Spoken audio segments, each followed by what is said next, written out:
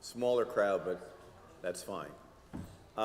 So today we're going to listen to the organ, and while Dave is setting up the camera here so you can see me playing, first part I'm not really going to be playing, you're going to be listening to what the organ actually sounds like if we break it down to its smallest components. So for that you just need to hear me.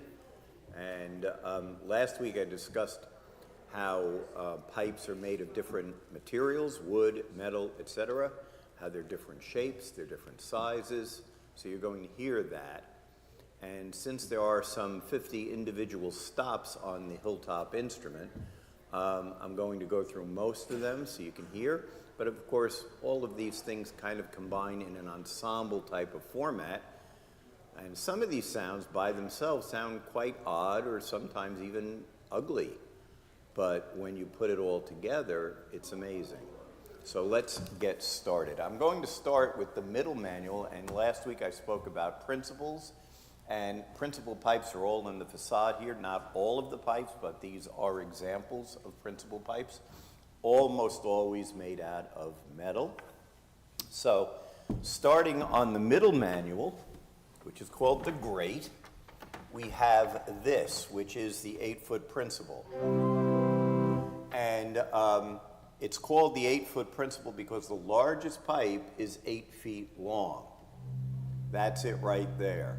Now, the copperish pipe in the front, which is not the 8-foot principal, but that is an 8-foot, that's an 8-foot pipe, just so you can get an idea. So here it is. But we also have a 4-foot principal called an octave, and they can be played together. And then there's also a 2-foot principal, and they can be played. So that's 3 ranks of pipes right there. And then normally, if there was a full principal chorus, you would have something called a 12th, which would sound here. And when you put it all together, you'd hear something like this, which gives a little bit more clarity to the sound. And then finally, we have what's known as a mixture. By itself, you can't play it. It doesn't belong being played. But what it's supposed to do is add clarity to the bass and brilliance to the upper work. So what you're listening to is the great principal chorus, which is your basic pipe organ sound for hymns. All right, also on the grate we have flutes. So first of all we have this, and I believe that is wood. And then we've got another one. This is a harmonic flute, and we've got the octave higher on that as well, and 2 octaves higher on that. Okay, so that's basically what's there. There are a couple of things I'm leaving off, but that's basically the grate. Now on the swell, remember that's the one that's encased in a box. This is a flute. Its name is in German, Holzgedeckt, which means basically wooden flute. And so that tells us it is wood. There it is right there. And then we've got a string. This is the Spitzviol. But here's the neat thing. So if we take another rank of Spitzviol pipes, exactly the same pipes, and we tune them slightly sharp, we get what's known as a celeste. So we go from this to this, and the sound seems to move. This is definitely a Romantic era type of invention for the organ. We've got a principal, and another principal, and this is an odd pipe by itself, but it adds clarity. We also have a 1-foot pipe, which means the biggest pipe is only 1 foot tall. Right there, that's a 1-foot tall pipe. And we're getting up to the range that only dogs can hear it. The top octave isn't there. Then we get to a mixture, Just like I said before, it's to add clarity. Now we get to the reeds. So first of all, the trumpet. And we've got something called a dulcian, which is kind of clarinet-like in a way. We've got the hautbois, or oboe. And a crumhorn, which is a Renaissance instrument. And the trumpet en chamade, which you see right there. But this is also playable at 4 feet and at 16 feet, which makes it the loudest. It's as loud as the entire instrument put together. On the choir, we have a doppelflute, obviously a German-sounding name. It means double flute. And if this was pipe, which it's not, this is electronic, if it was pipe, it would mean that there were actually 2 mouths, one on each side of the pipe, that would speak at the same time. And then we've got another string, and we've got the celeste, and then we've got a soft flute and a celeste. So this is a flute celeste. Beautiful sound. Okay, and we got a 4-foot flute, but then we've got the tuba mirabilis, a reed. And one of those really odd instruments, or organ pipes, the vox humana, from Latin, the human voice. Now, I don't know about you, but if I had somebody sounding like this in my choir, I would not be too happy. It's very throaty. It's almost always played with the tremolo on. It's very, very romantic here. It comes from France. Okay. In the gallery, we've got an 8-foot flute. We've got a 4-foot principal. A 4-foot flute. And a 2-foot flute. And then we've got a clarinet.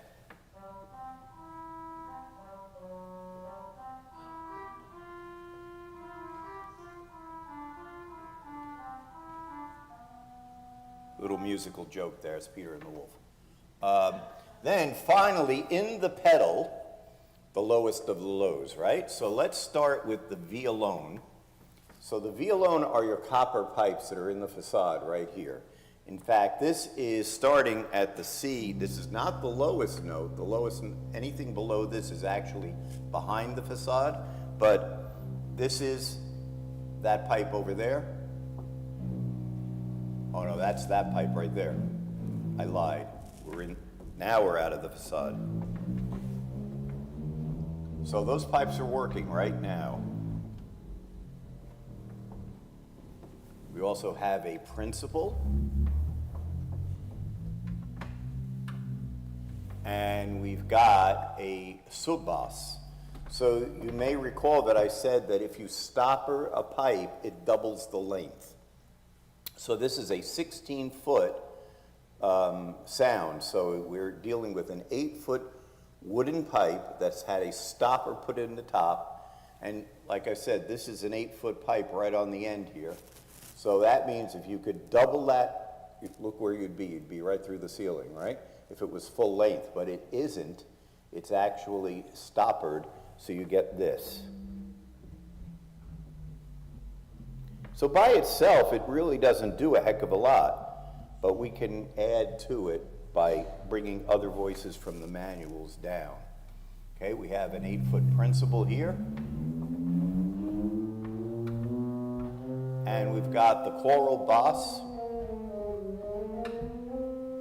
and a mixture. And then we've got the 32-foot pipes or sounds. In this organ, they are hybrid. They are electronic. And because where would we get a 32-foot pipe in this sanctuary? So we've got a soft 32, which I use a great deal. So it adds a lot of bottom to it. And then we've got the louder one. You hear the vibrations. That's the nature of the beast. The window should rattle. If this was real pipes, the same thing would be happening. Okay? And then we've got an open wood. This is electronic.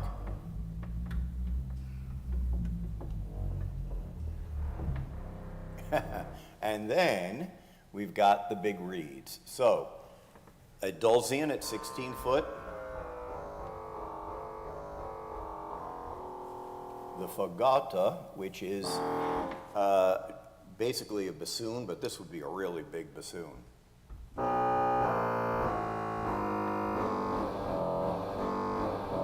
Not too pretty, right? But here is the Posaune, which is German for trombone. This is at 32 foot. Wait, that's one of the higher notes.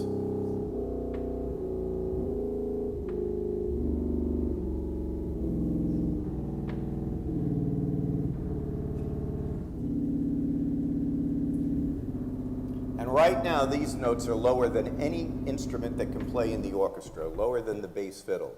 So the range surpasses anything that you would hear in the orchestra pitch-wise. And remember, there is still out there, in some huge instruments, a 64-foot pitch, which is an octave lower than that, which is basically just a big rumble. It just shakes the place. But remember that when you play, let's give you an example. Here is a pretty familiar piece. This is the full ensemble, okay? With those 32s on the bottom, you'll feel you'll feel the rumblings. And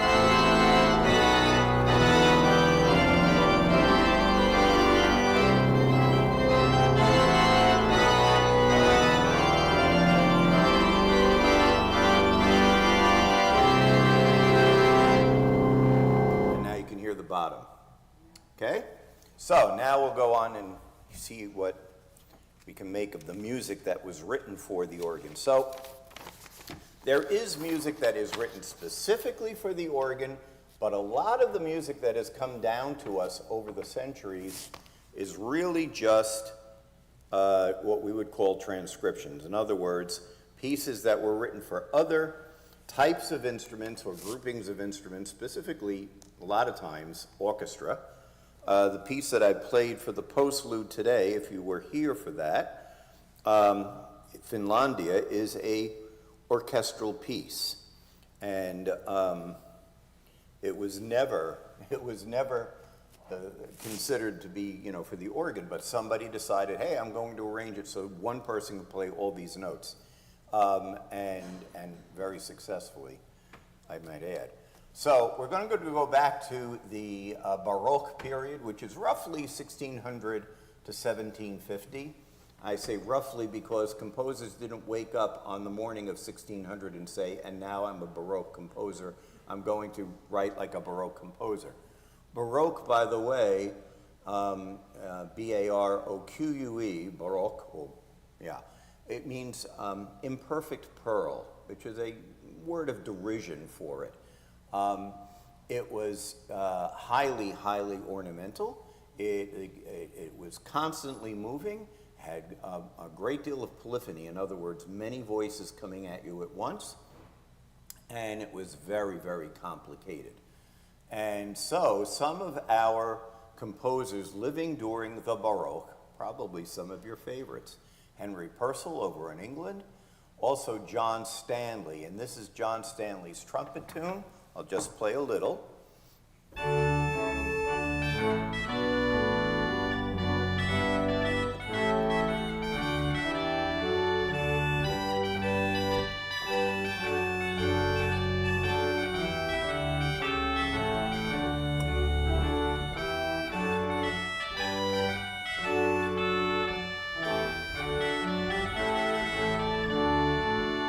So when Stanley was living, he, by the way, was very good friends with George Frederick Handel. Stanley was also blind, and he was organist at the Temple Church in London, where the Templars kind of held court once upon a time. That piece was not necessarily polyphonic, it was more homophonic because it's chordal, but, and certainly the trumpets that were available to him, since the valve was invented maybe 100 years later, everything was done with the lip.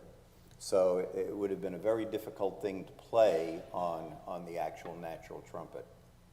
Then we've got Mr. Handel, and here we go. This is his Largo from Xerxes, which I played last week.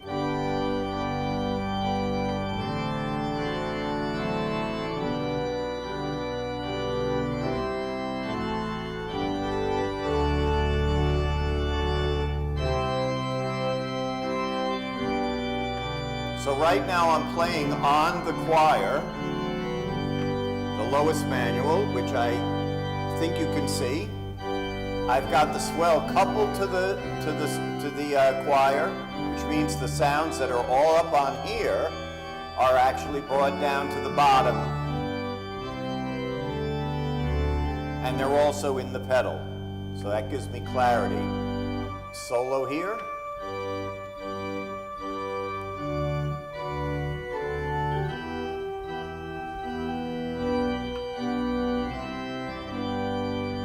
Okay, so you get the idea of that. Once again, not a polyphonic work. We'll get to that in a minute.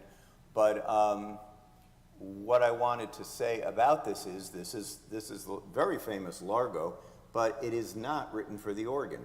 Some guy, his name is Boynton Smith. That's who did it.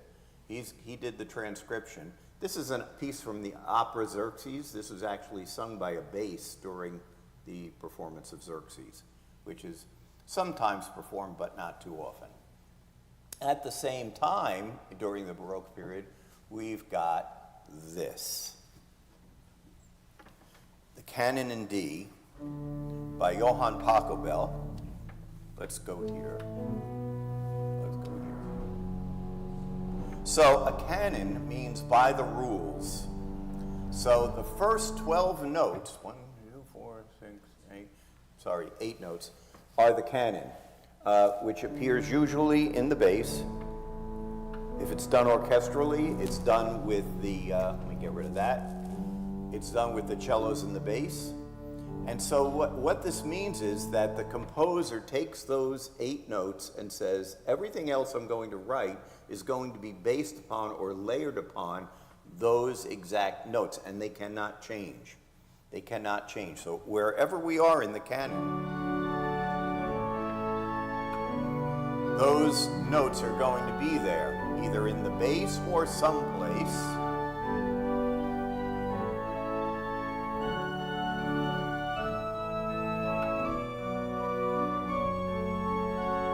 So I know your listening ear is going to gravitate to the highest note being played, but actually those canon notes are still in the pedal part.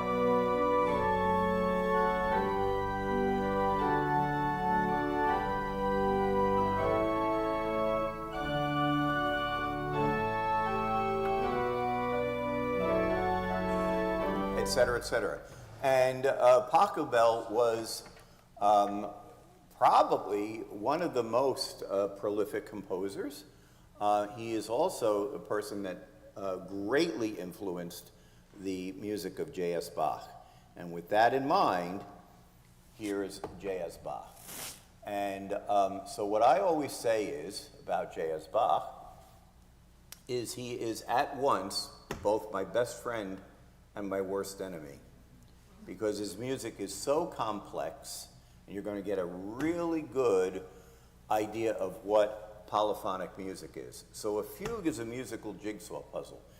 He sets out, first of all, the idea, the motif, the idea. And in this case, which is in D major, it's quite a lot of notes. But you've got to remember that whatever he sets out in his opening motif, it's going to be echoed elsewhere on the organ, including in the pedal. And he writes great pedal parts. That's the reason why this is here. So here's the opening motif.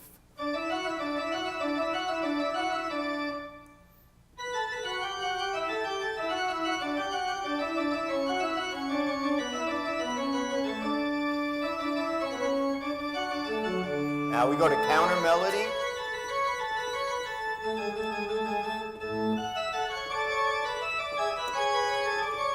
So now you got two melodies at once.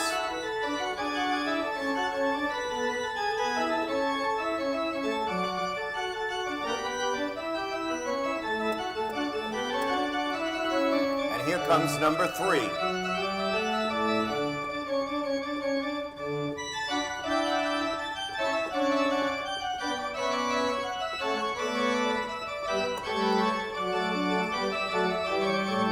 Here comes number 4, which is in the pedal.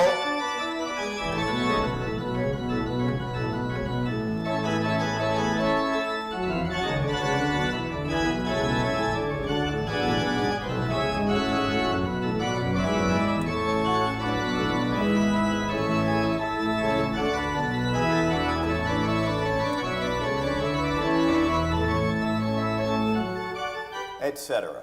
And he will go from manual to manual, playing different sounds, until finally we're ready for the big finish. Now let me see where that is. And here it is. Okay. So,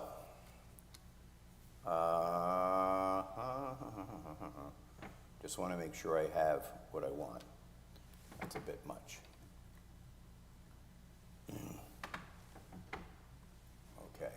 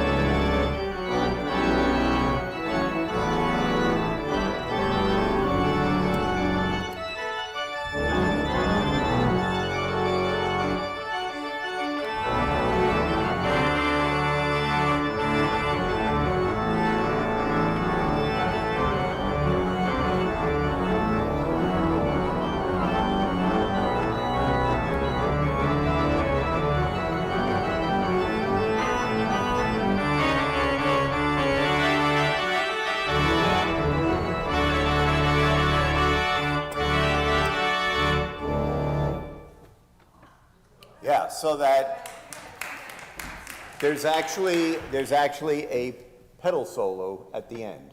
And so a few things about that, just so you understand. I'll come out of here for a second. Number one, I don't look too fashionable because you don't wear black shoes with, you know, basically earth tones. But these are my playing shoes. So they're leather bottom. They're as small as they possibly can be to my foot. It's not like I've got a lot of extra shoe there to deal with, because you've got to be able to slide on the wooden pedals. And you use both your heel and your toe.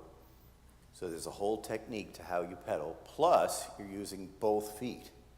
So there's even little marks you put in your music. This is how you have to do this passage. How do you do a scale on the pedal board using your feet? And there's a way to do it, but it requires practice. The other thing is that learning how to pedal, and I have a hard time thinking back to 16 years old when I first did this, but every time I have a new student who says, I want to play the organ, and I say, okay, sit at the organ, and usually they will have had some piano background, a lot of piano background, because you have to have independence of both hands, and now we're going to add the 2 feet. But the problem is that when you sit on the bench and you're going to work your feet, you feel like your center of gravity is gone. And there's this feeling like you're going to just fall right on your face. And until you get beyond that, it's almost paralyzing you, because every time you want to move your hands, it's like, oh, and I have to use my feet too. So it's like you're on a perch there and your feet just kind of go. Plus you have to work the other controls, so it's kind of octopus-like in a way. Okay, so at the end, by the piece of Bach, by the time he died or by the time he was an old man, his sons were more popular musically than he was. He was considered very old-fashioned. The pendulum of musical taste had swung back the other way, because the highest part of the Baroque period is called the Rococo. If you've ever been to Europe and you've seen Baroque and Rococo architecture, as you get into Rococo, it is extremely, extremely ornamented, just like the high Baroque music. But there were composers like Bach's sons who were like, nah. This is way too ornamented. We have to get back to basics. And what happens for the next 85 years is called the classical period. And even though we lump all music that isn't pop music into that classical music category, there's only an 85-year period which is truly classical. It's the return to basics. So, what is a good example of the return to basics? Well, it would be Papa Haydn, who is the inventor of the symphony, the string quartet, etc., lives a very long life. Here's a good example.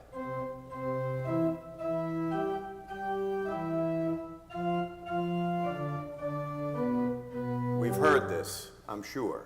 This is from his Surprise Symphony. Compared to what you just heard from Bach, this is extraordinarily simple, right?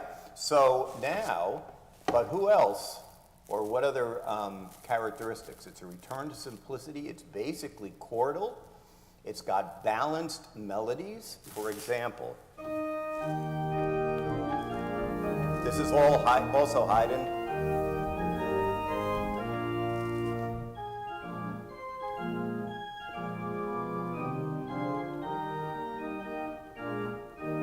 Ta-da! And for the first time, we actually get real dynamics, real crescendos and decrescendos, which we don't really have with Bach. You're either, to make it softer, you go to a different manual, you go to a different setting of where the stops are, a soft, a medium, and a loud, and that's basically what you had. Now, we're trying to express ourselves more, so we're using the box. We're using the opening and shutting of the shutters. And at the same time, here's the most famous classical composer. And I just have to get to my, I wanted to say this as well. So on this instrument, I should say on instruments that were like, that I played on in my youth, new instruments that I played on in my youth. You might have, here we have 15 general pistons. Back then, maybe there would be 8. And there would always be notes on the organ. If you sat down and you were visiting a visiting organist, and it would say, please do not touch any of the combinations. That organist had set them. And with only 8 combinations available, that would be very limiting. So, what happened in perhaps 3 decades ago, as things got more and more digital, these memory banks were created. This particular organ has 80 levels of memory. In other words, I can go through these 15 general pistons 80 times and put all kinds of different stuff on there. I just have to remember where it is. And then the way I would do that is by marking in my score the level that I'm on. So right now I'm on level 79, and I want piston number 1, and I hit it like this, and here are my flutes. And this is coming out of the gallery. And this composer is Wolfgang Amadeus Mozart.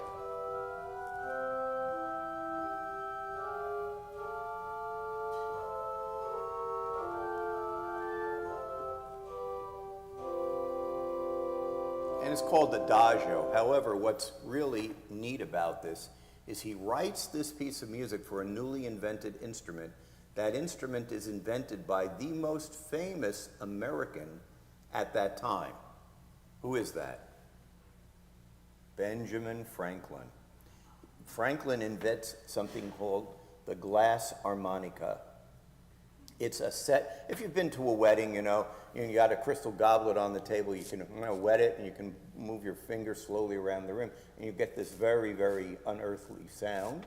Franklin figured, let's have a whole bunch of these with different sizes. We'll put them in a trough and fill it with water and I'll just play it. Well, Mozart liked it so much he wrote this piece for that instrument. How do you like that? And probably, well, Mozart only lived to be 36 years old, so somewhere along the line he wrote this. It's listed, though, as K356, and Mozart's whole catalog goes up to 636. So this is probably somewhere in his 20s that he wrote this. Yeah, so very simple sounding, right? See how it changes? There's the gallery, just flutes. Here's the swell.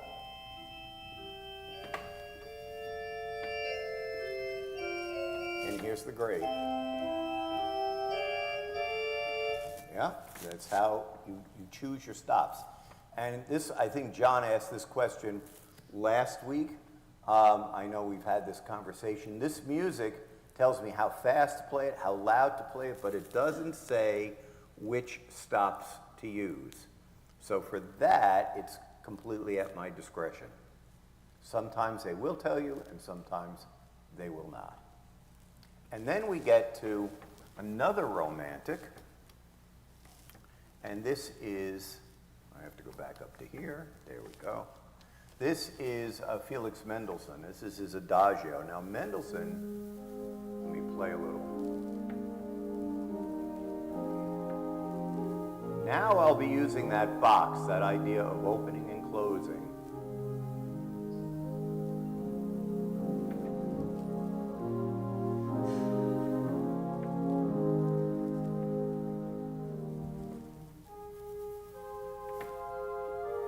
So this is bordering on the romantic. Mendelssohn was friends with Chopin and with Liszt, with Berlioz. So he's in the next category, but he also has leanings back toward the classical. And he's also a champion of the music of J.S. Bach, which at this point in history, his scores are being used to wrap meat in. So a lot of them are lost. And so much so that when Mendelssohn gets an appointment to the conservatory in Leipzig, he gives a recital or two on the St. Thomas Church organ, which was Bach's instrument, and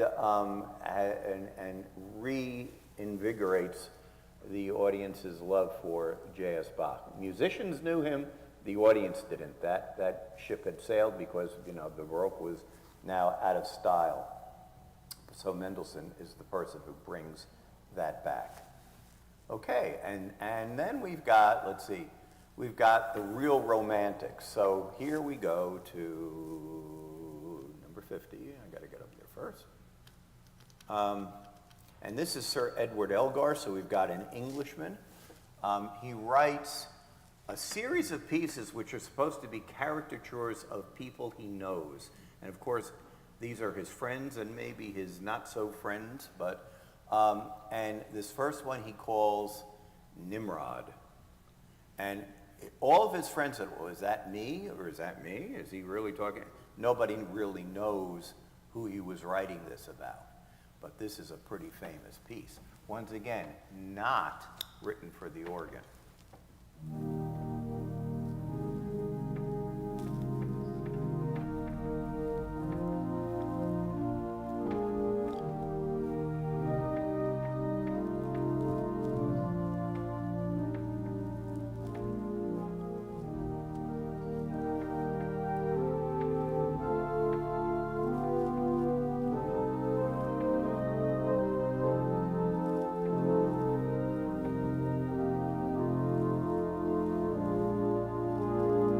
Yeah, and very, very romantic sounding. But the height of romanticism for the organ, and this piece is written for the organ, is written by a Frenchman, I think he's actually from Belgium, César Franck. And César Franck writes this pièce héroïque, heroic piece. And he's also into what is known as program music. So there's a story that goes with the music. And he is the organist at Saint Clotilde in Paris. And so he's playing on this beautiful Cavell-École organ, which has these ventils that I explained last week that add extra pipes simply by stepping down on a pedal that hitches down. And so here's a little bit of the pièce héroïque.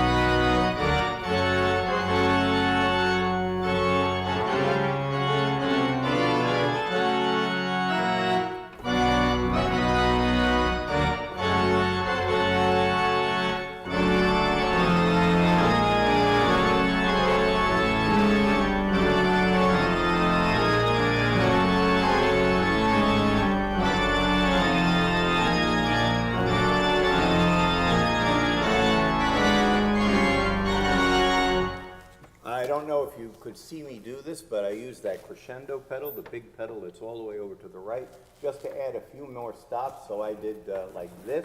Right? And then when I got to this, I brought on the crescendo pedal.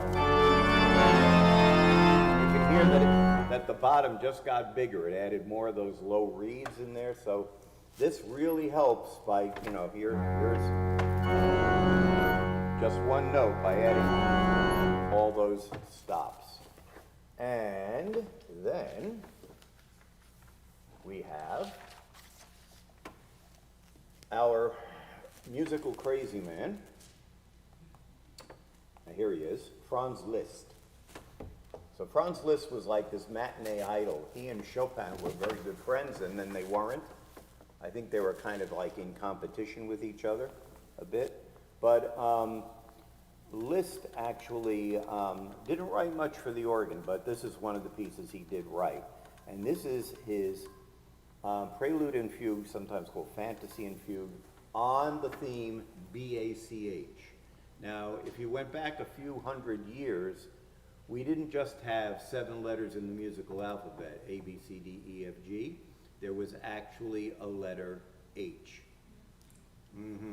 So B always referred to the note B flat. Okay, you didn't have to put the little flat sign. When you said B, it meant that was B flat. H was B natural. So we have the 4 notes, B, A, C, H, B flat, A, C, B natural.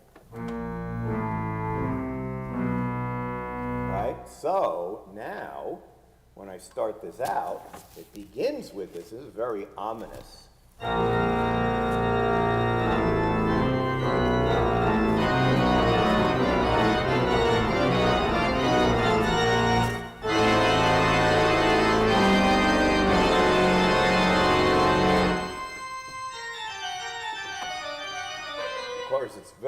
very virtuosic, and really it's very indicative of Liszt writing for his instrument, the piano. So when he premiered this, he had a friend who was an organist who did the playing, not Liszt, which is hard to believe but true. He let him do it, but it's always built on those 4 notes. The whole piece is built around 4 notes that are that, maybe not those exact notes, but that sequence. And then we get to another romantic of the time, and that would be Camille Saint-Saëns. And I know that if you were in church last week, I played a little bit of Saint-Saëns. You know, he wrote Carnival of the Animals, but he also wrote something called his Organ Symphony, which is his Orchestral Symphony number 3 in C minor, which uses 2 pianos, 2 harps, huge orchestra, and the organ. And Saint-Saëns was both a pianist and a very, very fine organist. So the second movement begins with this adagio, very slow.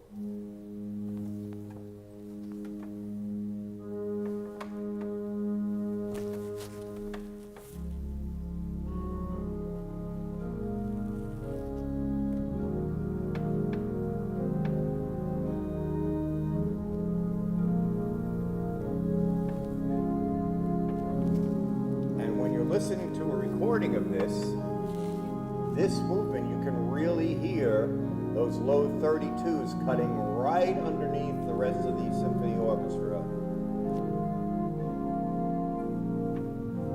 And I think a lot of people probably miss the fact that the organ is playing because it's not really that loud here.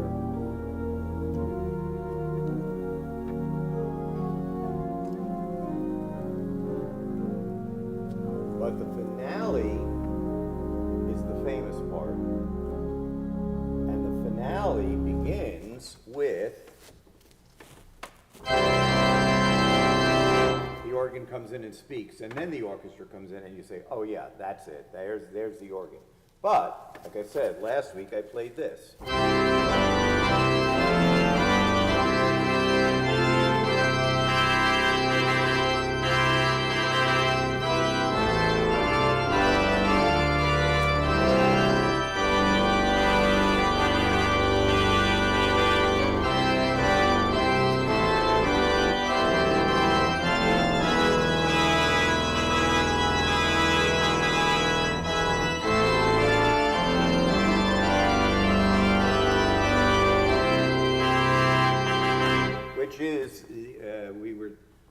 Pastor Scott gave a sermon and he mentioned the movie Babe, and that music was adapted in Babe. And right at the end, when Babe is triumphant in his sheepdog trials, you hear the full orchestration of that. And now we go into the modern period, finishing up. So we've got another blind organist, a Frenchman by the name of Jean Langlais, who just died a few years ago. And he,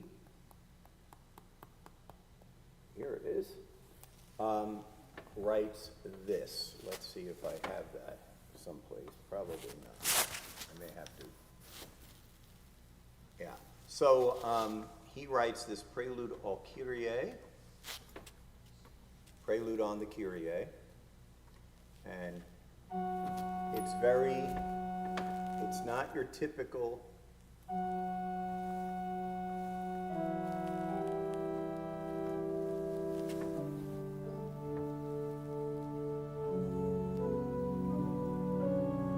it doesn't have your usual harmonic structure.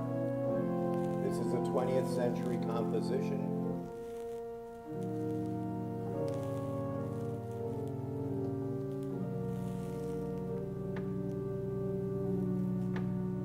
Okay, but the person I really wanted to show you, and I had to dig out this music right before church, an American composer by the name of Charles Ives.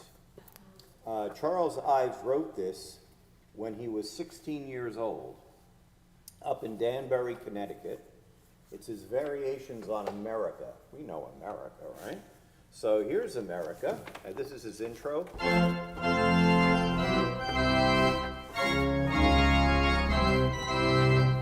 And then he writes, this is his introduction, and then of course we'll hear.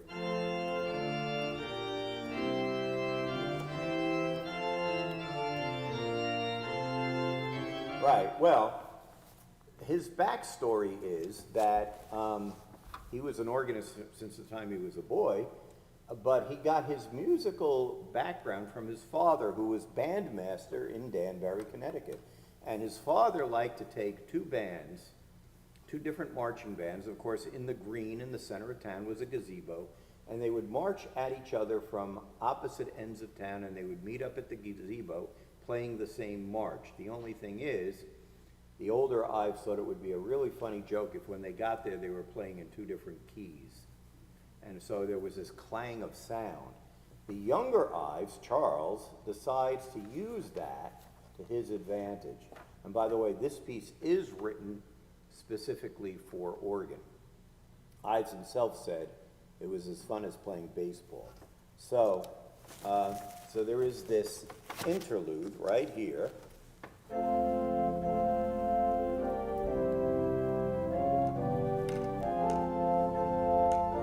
Where he's playing, it's actually written in two different keys at the same time. So, and then it goes into, after that, it goes into what I call the carousel movement.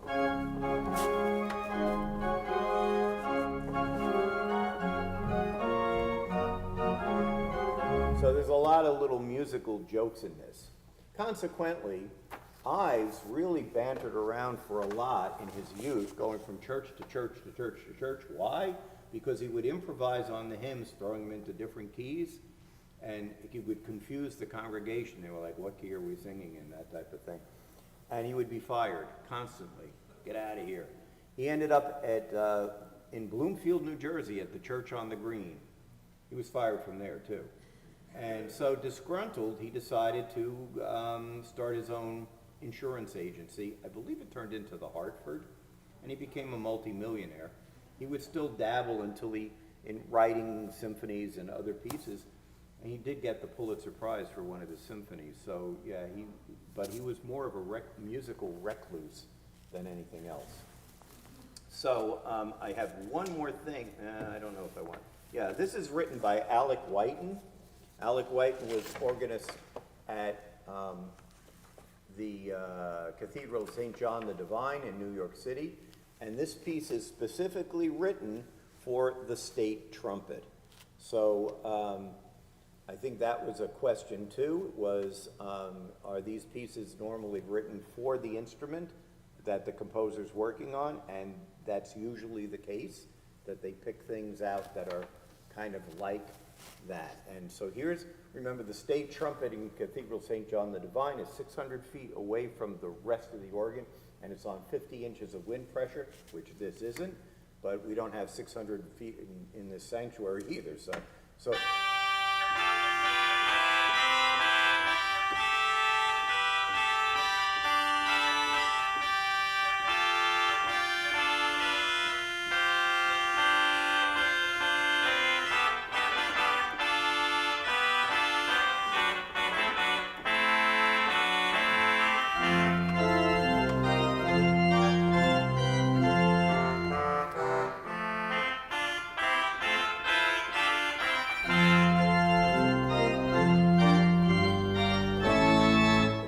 So you have this dialogue that's going between the main organ and the state trumpet, which is over 600 feet away. And remember, there's this time delay between when the organist hits the key and when he actually hears the speaking pipe. So all this stuff, I get an immediate report on this, very, very fast.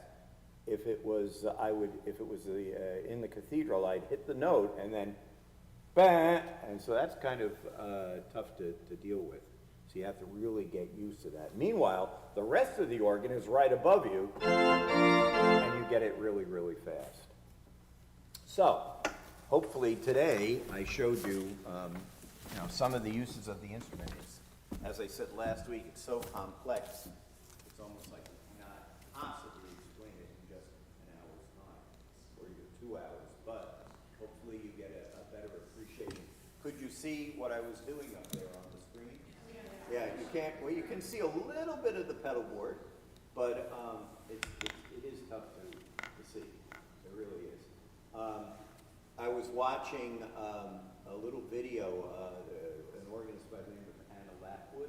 She's organist at Royal Albert Hall, which is also a big instrument. But she gave a concert last night at Boardwalk Hall. This is the old Atlantic City Convention Hall. She had 6,000 people in attendance. It's a big place. And I noticed when they zoomed in on the organ that right down near the bottom, underneath the stops, there's a camera. And it's pointed right at her feet. So whoever's doing the AV can just go, okay, this camera, we want to see what she's doing with her feet. Okay, so, yeah, and there's a lot of times a console like this, even in Riverside Church in New York City, you can't see the console. The back is to the congregation, so you can't see what the organist is doing. So for concerts there, they had these huge mirrors, which they would roll out and they would put right behind the organist, and you could, watch what that person was doing. Of course, it was reversed, but still helped. Any questions? Yes.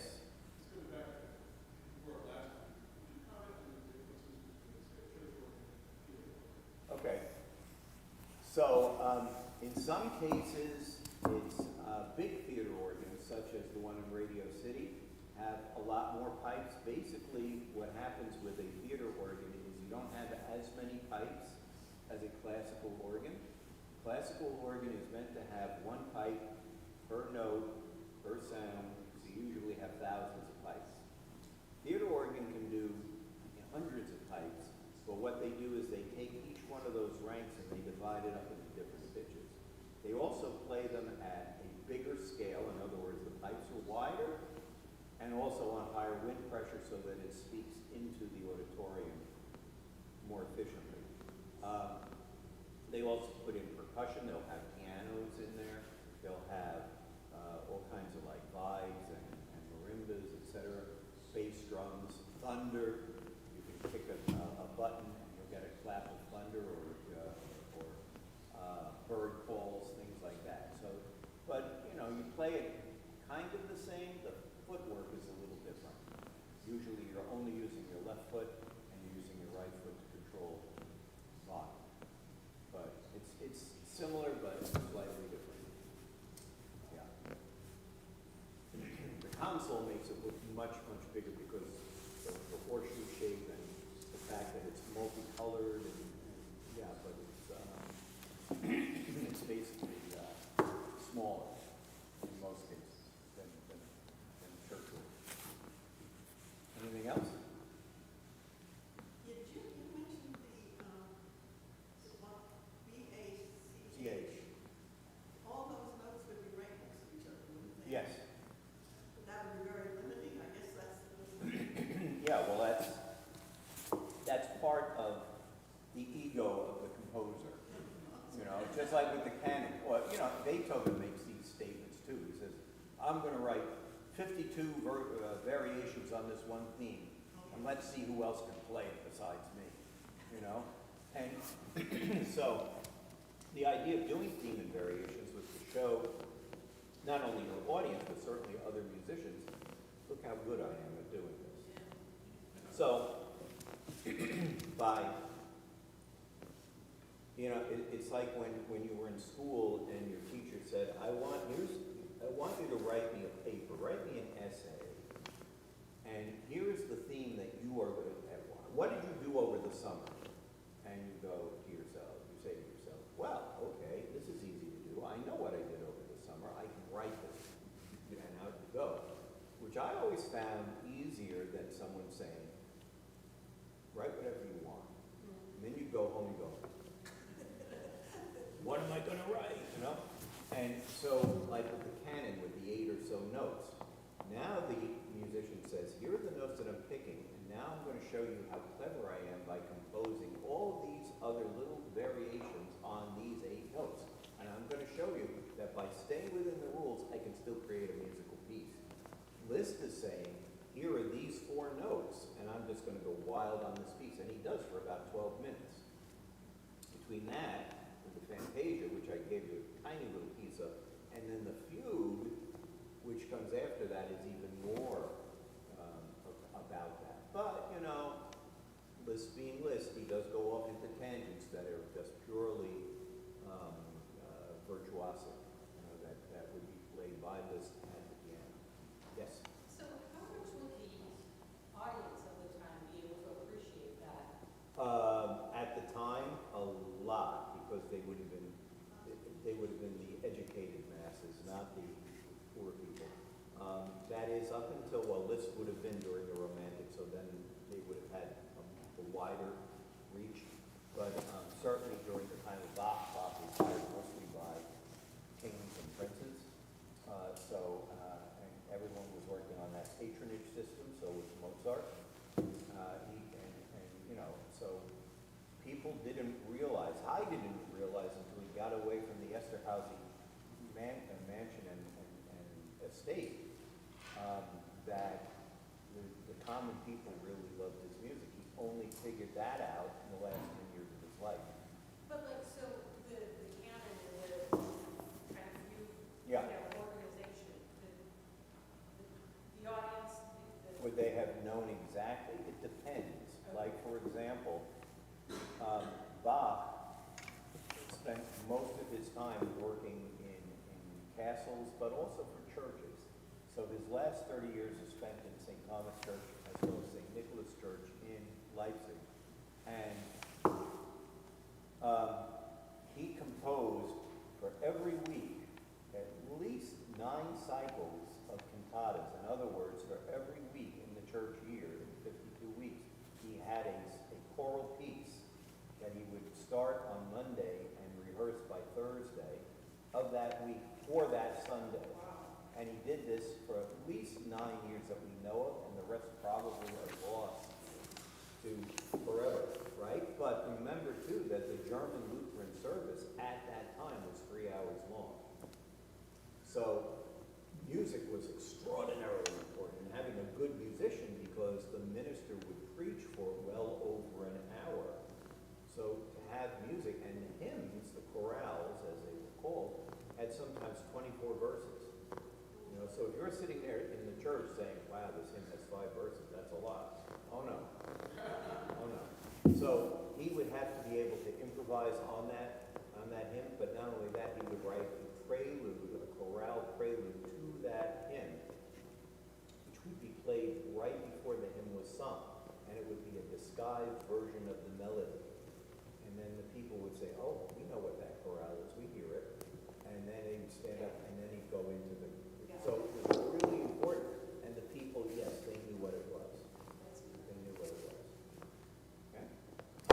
Yes? On some organs, I've heard something like very high times. Do you have one? Yes. I'm sure you do. And so do we. I'm losing my mic here. I have to open the swell so you can hear it. This is the Zimbelstern. It's very German. And what it is a rotating set of bells. I think in this case it's 3 bells. And you can vary the speed on it. And this is great on the music of Bach. This would have been definitely down in the Baroque period. But that's what that is. And of course we have chimes as well. And those are the only mechanicals on this instrument. The Zimbelstern and the chimes. Sorry, Bob. Okay. Anything else? Well, great. I'm glad you came out there. Thank you. You're welcome.